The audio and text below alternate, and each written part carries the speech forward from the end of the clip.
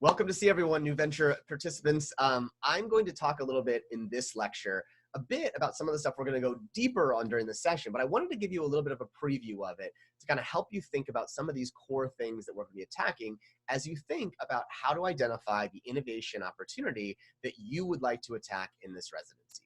Now, one of the important things to understand here is that not every type of innovation is the same. In fact, when you understand kind of the differences in the innovation that are going on inside organizations, it can help you understand that there are different types of innovations, but that sort of lead to different types of solutions and complexity at mind. So I want to begin by telling an interesting story about a guy named Jeff Bezos. Now, Jeff Bezos, clearly, as many of you know, is the founder and CEO of Amazon. And Amazon is one of the companies that I've spent a lot of time studying to understand their practices and approaches to driving innovation. Amazon really does have an incredibly innovative team, people who are working on interesting things. And in fact, they have created category defining products across multiple different categories. It's surprising to think that Amazon would be a company that would be creating Emmy and Grammy winning movies and things like that out there, but that's something they've done. To be the leader now in providing cloud storage is an interesting thing. And so the fact that Amazon has continued to be so innovative is really important. But what's interesting about that one is that Jeff Bezos famously has a really interesting approach to innovation. One of the things that he believes is critical is that there needs to be kind of democratized innovation across the entire organization. No person is above the ideas. There should be ideas coming from everyone and using the ideas to really drive success. And so recently, Amazon had one of its conference calls for its earning calls. And on that call, it had just followed sort of the release and sort of the public failure of the Amazon Fire phone. And one of the analysts on this call asked Jeff Bezos about it, said, how is your team going to be able to rebound from this failure of launching this phone and having it fail? And Bezos sort of chuckled to himself a little bit. And I'm paraphrasing a bit here, but what he shared with is like, what's funny is that you guys see this sort of public thing, this product we launched, the Amazon Fire, and see that it didn't work. And you think, oh my gosh, Amazon can't innovate. But the reality is that 99.9% of the innovation that we do at Amazon is stuff you're never going to see.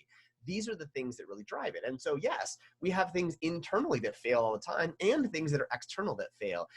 As he just joked in some ways, he wasn't ever sure that this little thing that was basically a Pringles can, a black Pringles can that you would talk to would ever work. But it was one of those things that Amazon has continued to test on. And so one of the things that Jeff Bezos points out very importantly is that not all innovation is necessarily things that are sort of public and major releases in that way. A lot of the innovation that happens are the smaller things inside that drive incremental gains in efficiencies, gains in revenue, and gains in cost savings. And so that's the important thing to understand here as you're identifying what type of innovation you want to pitch, is that there are really two big types of innovation. And we're going to talk much more about this during our sessions together, but I want to preview some of these things for you so that you have an idea as you're thinking about your innovation, what are the different types of innovations, and ultimately what are some of the risk profiles associated with them. So as Jeff Bezos pointed out, Amazon released a new product that I would describe as something that was disruptive to the market. They were releasing a phone that was a new product. It wasn't something that Amazon had done before. And importantly, it was designed to release something new that could disrupt the other players who were in the smartphone space. Now, this product did not necessarily work, but that was an example of what we call disruptive innovation. Doing something that's disrupting a market in one way, disrupting the company's normal way of doing things. Now, Amazon has also done this in many other ways. In fact, they've been able to launch the disruptive innovation around things like their Amazon Alexa products, which is a very disruptive thing. They've been able to launch disruptive innovations on things like Amazon Prime, which was a new way to do a subscription model related to some of the shipping. Amazon Prime Movies was another disruptive innovation. So these things that are new products that are entirely different outside the normal things are what we call disruptive innovations. Now, those are the things that get all the sexy appeal and people get excited about those sorts of things. But the reality is the research shows that that type of innovation, this disruptive innovation by the incumbents, is actually quite small. Around 5% of innovation that happens, that value created from innovations by existing incumbents, is driven by this disruptive type of innovation. So it's interesting to see that while the things like the Amazon Alexa and things like, Gmail and things that are these new products that are released certainly do get a lot of the attention in terms of a value creation standpoint, the research shows it's a very small portion of the value created from innovation. So those are, disruptive innovations. And as you're thinking about your innovations, is there something new that you believe your organization or company might be able to launch that is entirely different, but you believe it's something that they could innovate on and add value? So that's the first type of innovation, disruptive innovation. Again, this is the thing that I think most people fixate on because it's the idea that we think about these huge things that drive huge value. Again, in some cases they do, but understand overall from a macro sense of things, they really don't drive most of the value that we see in the innovation chain. It's much, much smaller than that one. Plus, and this is an important thing to know, disruptive innovations are challenging. These have a much higher failure rate, largely because they're multivariate tests.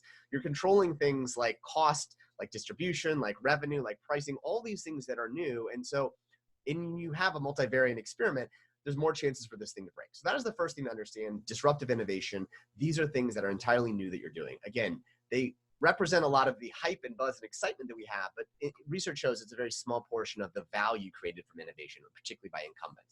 Now, on the other side is what we call incremental innovation. Now, this is something fascinating to see, but the vast majority, about 70% of the value created from innovation is delivered by incumbents innovating on existing products and services they have. We call this incremental innovation. And there's really three types of things that we see happening on innovation that's incremental. It's doing things that add incremental revenue. So something that you're going to do, for example, taking a product that you have right now and reformulating, repackaging it so that you can release it in a foreign country, that is a way to do it. Or bundling of items. For example, when Gillette was able to bundle the razor and the razor blades together, they had those products already, but bundling them was a way to add incremental revenue. Again, those are some of the most common ways to create value by, again, adding something incremental on the revenue side. The second thing is what we call reducing incremental costs. And so again, Amazon is very famous for this. You've seen some of the ways that they've been able to use robotics and automation to reduce their cost structure. In fact, Amazon recently released some research showing that they had launched a new delivery service that Amazon was able to deliver. And what they were finding is that by them taking control of some of the innovation, they'd already been doing some of this, but by able to take this control of it, they were able to reduce some of their costs. So incremental cost reduction by adding some efficiencies on shipping or adding some ways to source things differently, that is certainly a type of innovation that creates a high amount of value by reducing the cost. So again, incremental revenue, incremental cost reduction, and the third one is incremental efficiency. And these are things that actually save time. And oftentimes these are some of the most important types of innovations by helping reduce the time spent on things. Again, that may be things like using software to reduce times on things. That may be things like adding additional sort of third parties that can have you providing outsourcing things. But again, incremental efficiency in those ways.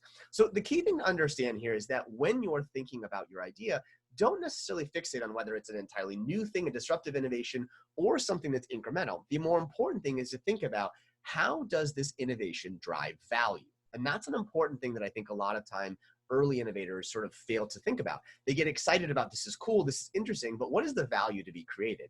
And again, that might be something, a new product that's going to add both sort of excitement on those ways, but also additional revenue, but it might be something much simpler. And I'll give you a very quick example of that one from a prior participant who participated in this sort of new ventures innovation program that we're going to be doing here.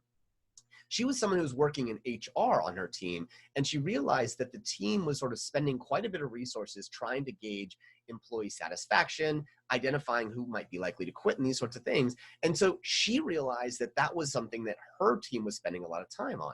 And so over the course of this program, her and the team that she had, we selected this idea, was able to work on an innovation that they thought was really interesting to basically use some sort of natural language processing of emails to understand how is the communication working and the language they're using to be able to identify teams that are sort of struggling to communicate or sort of showing negative signs versus positive ones. Now, what was interesting about that one is the work that they did was fascinating enough that her company is not only working on it for her team now, but also thinking about, is this a product that they may be able to roll out into other places? So that idea of looking at something that seems very internal focused, sort of an incremental innovation inside, for them to hopefully reduce costs associated with employee turnover, maybe improve revenues by some of the things that are going on, or efficiency, that incremental sort of thing that they focused on, number one, is something internal focused. It doesn't see the public light of day, but what she realized is that this is not only a problem that she faces, but other people in HR organizations do. So as you're thinking about the products that you may like to work on, the pitches you may want to do, try and understand what is this type of innovation. In fact, when you're building your pitch out, ask the question of yourself is this an incremental innovation? Is it going to add incremental revenue? Is it going to reduce costs incrementally in some way? Or is it incremental efficiency? And that is one thing that this innovation might be able to do. The second thing is something more disruptive. We believe that by doing this thing, it's going to disrupt some of the ways we do business. So as you're thinking about your pitches, understand there's a difference between incremental innovation, disruptive innovations. Neither is good nor bad. I will say that disruptive innovation does tend to be more risky. However, it does have to be something that's a little more sexy. People get more excited about it in those ways. That said, I do find that some of the most interesting ideas that come out of this class are things that are initially perceived to be incremental innovations, but when those companies work on it, it goes from there. And one more story I'll give you an example on in this one is the story of Gmail. I actually had an investor named Paul Buchheit, and Paul Buchheit is famous for having been the inventor of Gmail. And so Google at that time had this project, which was called a program called the 20% time, that you were able as an employee to spend 20% of your time on something that was interesting to you. Now, Paul hated working with Outlook. He hated it, and he didn't really feel like the company was able to work very well with the existing sort of webmail products like Hotmail or Yahoo Mail. And so he decided to invent a different type of product internally for his team to use. And he built this product that was called Gmail.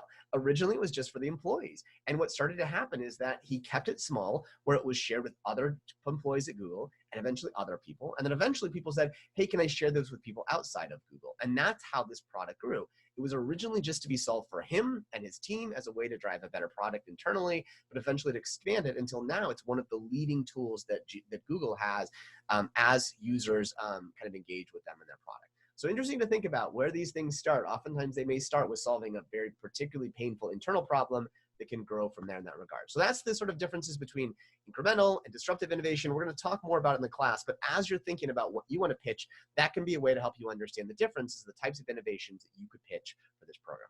We'll see you here in a couple days. Good luck with your happy identification of new ideas.